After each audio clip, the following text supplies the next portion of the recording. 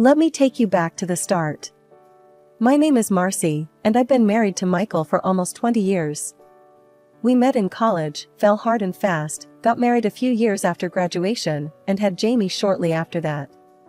We were the typical suburban family. Michael worked in sales, I managed a local grocery store, and weekends were for soccer games and family barbecues. That particular November morning was supposed to be like any other. I dropped Jamie off at school. He was in his sophomore year and already talking about colleges, scholarships, the whole deal. I was heading to work, but first decided to check our bank accounts.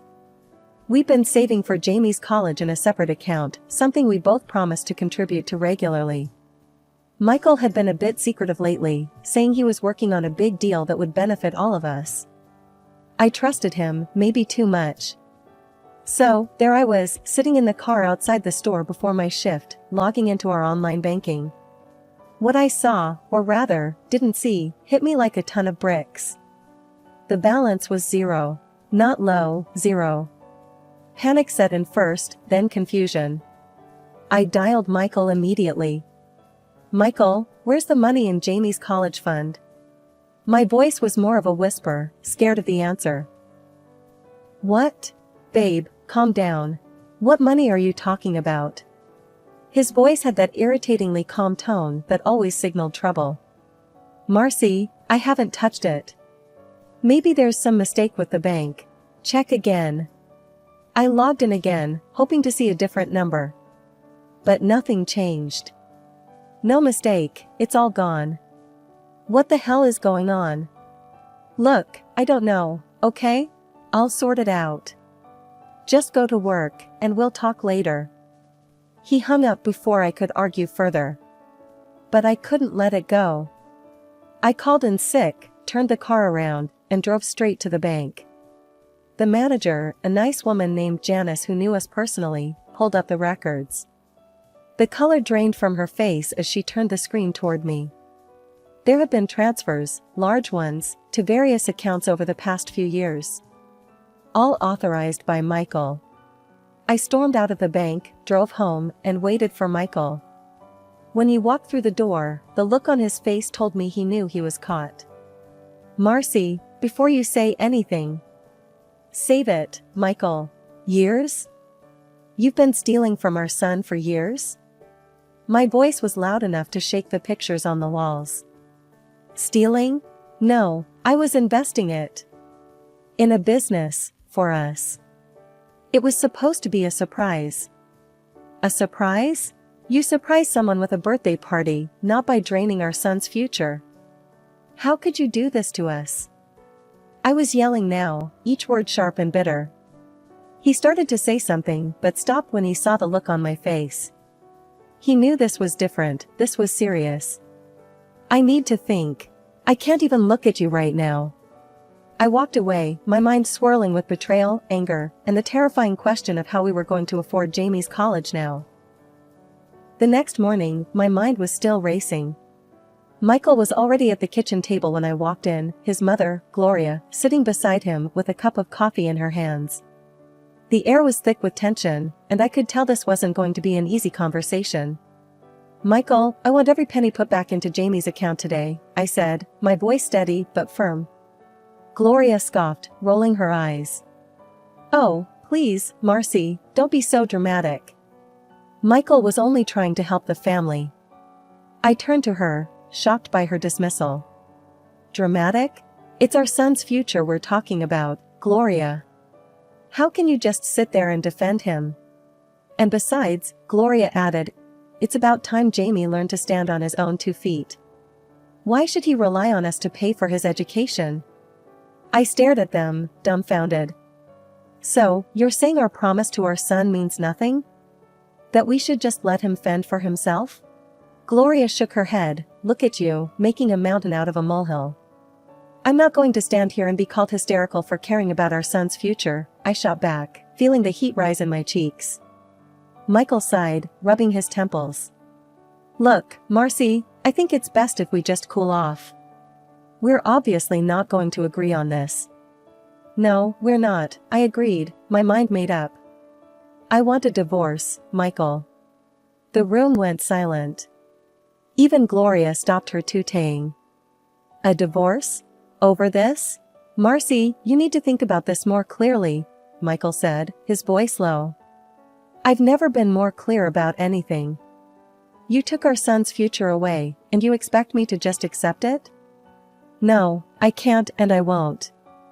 And I want the house in return for all the money you spent. That's my final decision. Michael laughed, a cruel sound that filled the room. You think you can just take everything? I'll fight you for the house. I'll fight you for every damn thing in that divorce court. I could feel Gloria's eyes on me, her disdain palpable. But I was beyond caring what she thought. Fine. Fight all you want. But I'm done here. Come on, Jamie, we're leaving. I called out to my son, who had been waiting in his room, probably overhearing everything. As Jamie and I gathered our things, Gloria's voice followed us. You're making a mistake, Marcy. You'll see. You'll come crawling back. I didn't even turn around. With every step towards the door, I felt a small piece of my old life fall away, but I also felt a strange sense of freedom. Jamie and I got into the car, and I drove us to my parents' house. We were together, and that's what mattered. A week had barely passed when Michael and his mother, Gloria, decided to storm into my parents' house like they owned the place. I was in the kitchen, helping Mom with dinner, when I heard the front door slam open. There they stood, Michael looking smug and Gloria red-faced with anger. We've hired the best lawyers, Marcy, Michael announced as if he was declaring war. And they're going to prove that my mother funded the purchase of our house. So, you might want to reconsider your demands, unless you want to lose everything.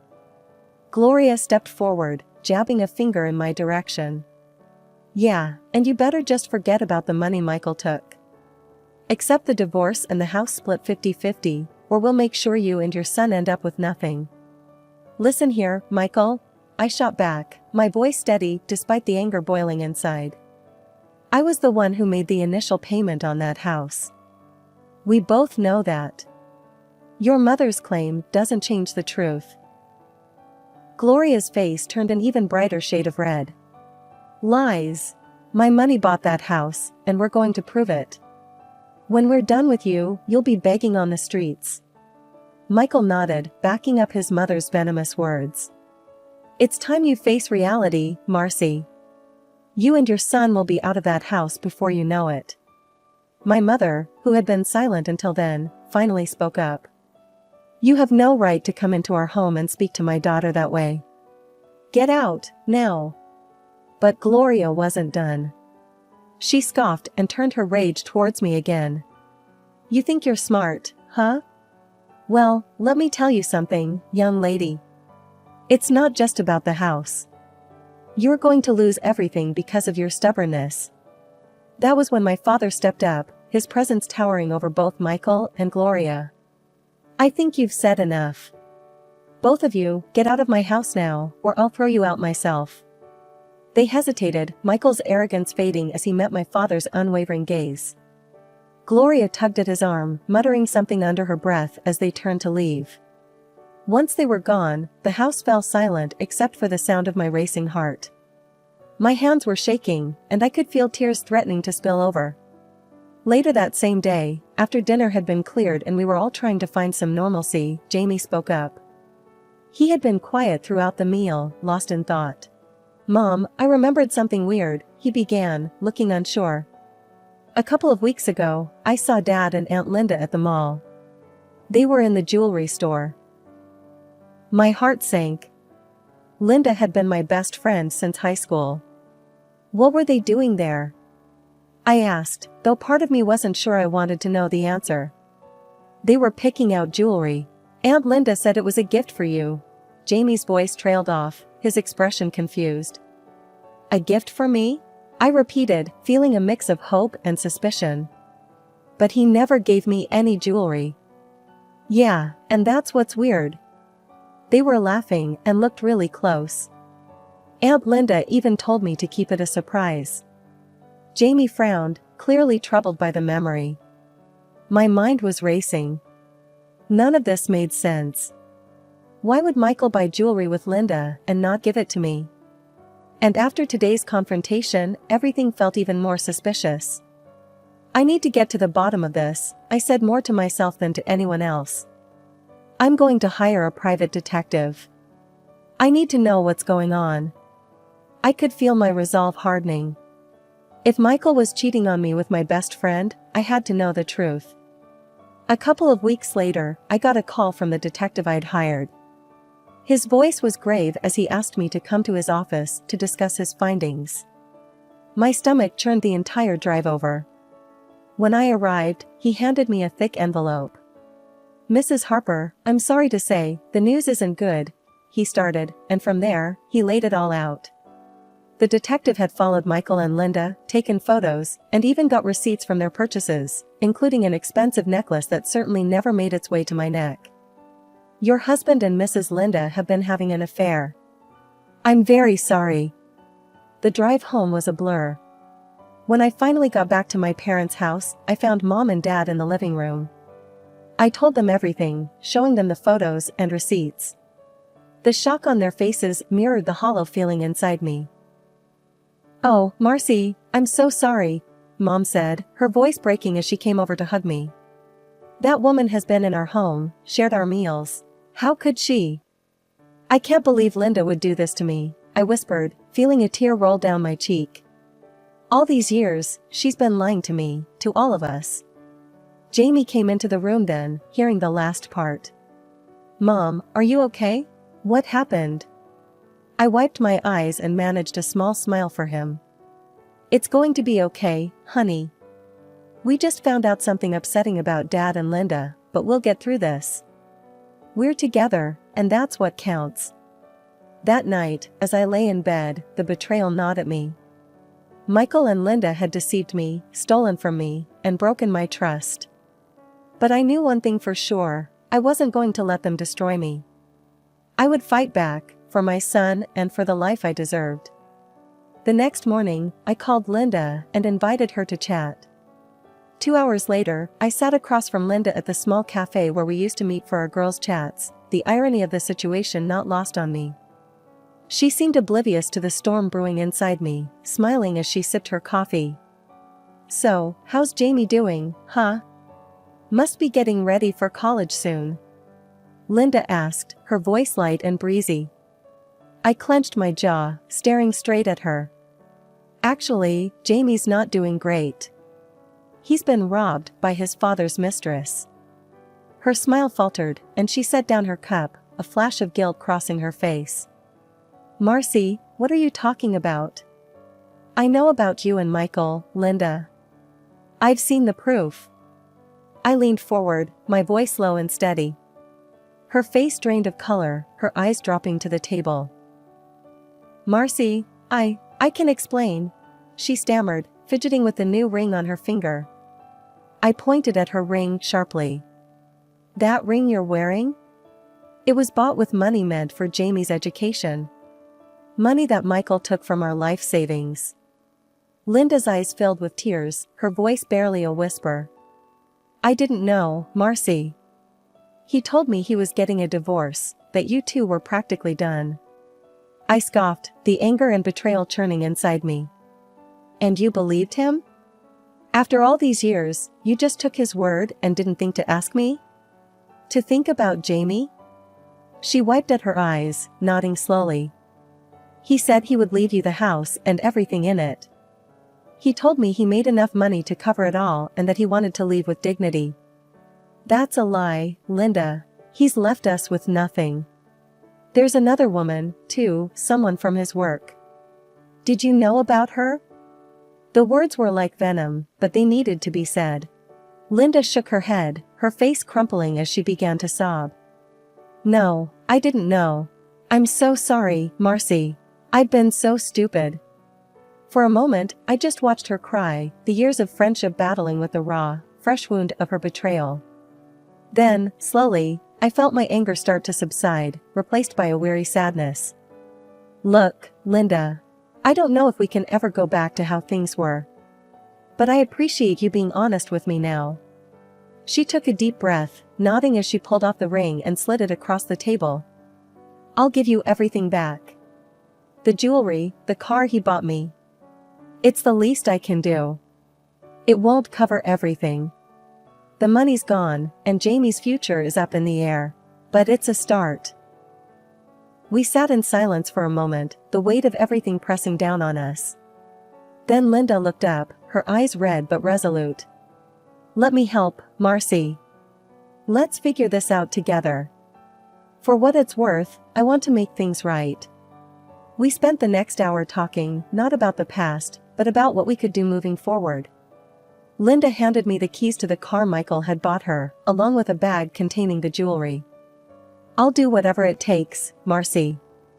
I owe you that much.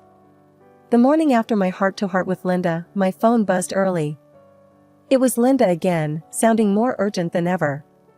Marcy, you're not going to believe this. Michael's company is throwing a big bash for his promotion tonight. It's at that fancy place downtown. Everyone will be there, including all the big bosses. That evening, we arrived at the restaurant, a sleek, modern place filled with Michael's colleagues in high spirits. I spotted Michael, laughing and clinking glasses, the picture of success. Seeing him like that, so carefree, fueled my resolve. Linda nudged me. Ready? As I'll ever be. Before I could second-guess myself, I stepped forward just as Michael caught sight of me. His smile vanished, replaced by a scowl. What the hell are you doing here, Marcy? You need to leave. Now. His attempt to intimidate me in front of his peers only made me stronger.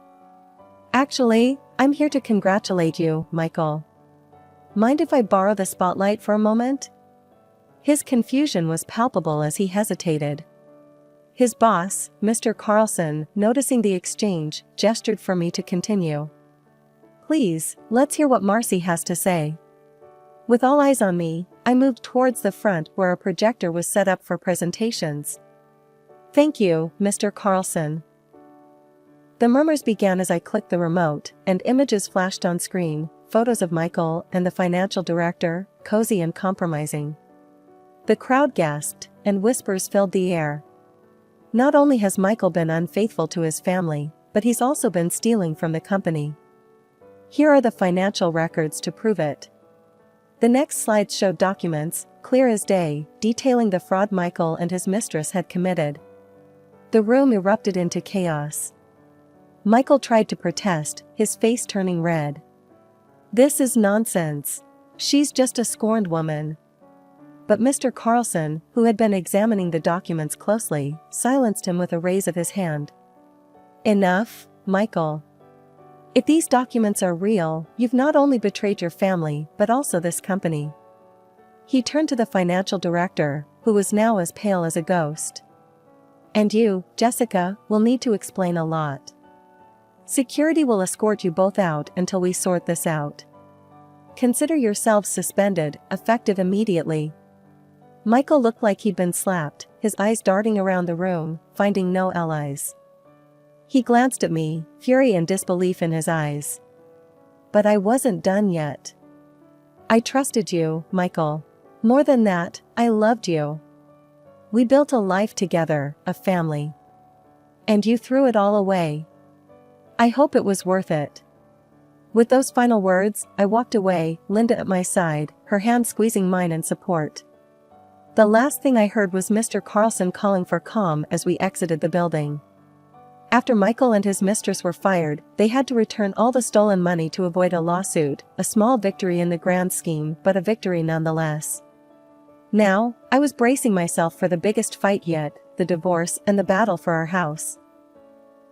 I sat there with my lawyer, papers neatly stacked in front of us. Michael and his lawyer were across the room, looking less confident than usual. Gloria sat right behind him, her eyes shooting daggers across the room at me. As the judge entered, everyone rose, the room steeped in formality. Please be seated, the judge commanded, and the session began. My lawyer presented the case succinctly. Your Honor, we have clear evidence of Mr. Harper's infidelities and misuse of the couple's joint finances. We have bank records, photographic evidence, and testimonies confirming that Mr. Harper diverted family funds to support extramarital affairs. The courtroom was silent, all eyes on us as we presented each piece of evidence. Michael's face grew paler with every document displayed. Then it was Gloria's turn. She stood, almost trembling with fury. "Your Honor, this is all lies.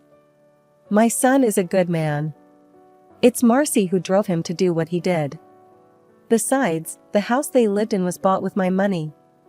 Her voice was shrill, desperate. I clenched my fists under the table, trying to maintain composure.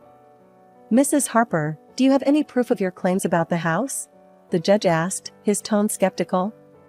"Well, I don't have the papers here, but it's true," she stammered. My lawyer then stepped up, handing a stack of documents to the judge. "Your Honor, these are the bank statements and mortgage payments clearly showing that it was, in fact, Marcy who made the initial down payment and subsequent mortgage payments from her personal account." The judge nodded, examining the documents carefully. Michael whispered something to his lawyer, a look of defeat settling over him. Then, the unthinkable happened. Gloria, unable to contain herself, stood up and shouted, "This is all your fault, Marcy. If you'd been a better wife, my son wouldn't have needed other women." The courtroom erupted into murmurs. The judge banged his gavel. "Order! Mrs. Harper, one more outburst like that and I will have you removed from this courtroom." Gloria sank back into her seat, muttering under her breath. After reviewing everything, the judge finally spoke. "Having considered all the evidence presented, it is clear that Mr. Harper has not only been unfaithful but has also significantly mismanaged marital funds. Therefore, the court rules in favor of Mrs. Harper. The house will remain under her ownership, Mr. Harper will return 50% of the misused funds, and additional compensation for emotional distress will be awarded to Mrs. Harper." Michael looked like he had been punched in the gut, his head hanging low. Outside the courtroom, I took a deep breath of free air. It was over. The lies, the deceit, the years of hidden betrayal, finally out in the open and judged accordingly. Jamie had been there, in the courtroom, seen it all. His father's and grandmother's disgraceful behavior left an indelible mark on him. It was after the trial, on a quiet evening at home, when he came to me, his decision weighing heavily on his young shoulders. "Mom, I can't see Dad anymore. Not after everything. I don't think I want to talk to Grandma Gloria either." Jamie's voice was firm, resolute even, but I could see the pain flickering behind his eyes. I pulled him into a hug, my heart aching for him. "It's okay, Jamie. You do what you feel is right for you. I'm here, no matter what." In the weeks that followed, the idea of remaining in the house that was once a symbol of our family's unity felt more and more impossible. I made the decision to sell it, to give Jamie and myself a true fresh start. We chose a smaller, cozier place not far from the college Jamie hoped to attend, a new beginning within reach of his future. Michael's downfall was steep and rapid. His career was shattered, his reputation in tatters. The last I heard, he was barely scraping by, relying on odd jobs and his mother's pension after the hefty sum he had to return to us. One evening, while Jamie and I were unpacking boxes in our new living room, he looked up from a book he'd just shelved. "Mom, do you ever feel bad for Dad?" His question caught me off guard, a simple query filled with complex emotions. I paused, considering my words carefully. "Jamie, I feel sad about how things turned out. But feeling bad for him? He made his choices, honey. We all have to live with the results of what we do. What's important is that we try to do better, be better." Jamie nodded, a thoughtful frown creasing his brow. "I want to be nothing like him, Mom. And you won't be. You're your own person, with your own choices to make." I ruffled his hair, proud of the young man he was becoming. Life slowly found a new rhythm, our days filled with work, school, and the occasional movie night in our snug living room. I continued my job at the grocery store, the normalcy of work a welcome anchor. As the days turned into weeks, and weeks into months, our new home grew around us like the garden we tended together, slowly, with care, and a lot of love. Reflecting one evening over a cup of tea, I realized that despite the trials, the heartaches, and the upheaval, we had emerged stronger. I had fought for my son's future and my own peace of mind, and won.